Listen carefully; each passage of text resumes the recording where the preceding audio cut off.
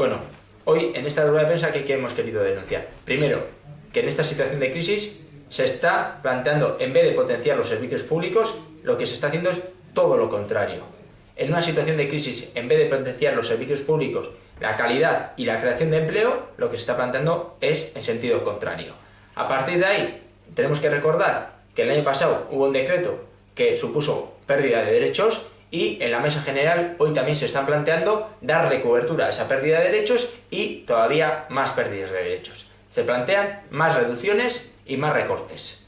A partir de ahí nosotros lo que planteamos es que hay que cambiar absolutamente las políticas, que no pueden ir por esa vía, sino que tienen que apostar por unos servicios públicos de calidad, crear empleo público y trabajar por ese camino. Y que eso tiene que suponer la creación de la mejora de la economía real. Yendo por las políticas de los recortes, lo que están haciendo es el colapso de la economía real.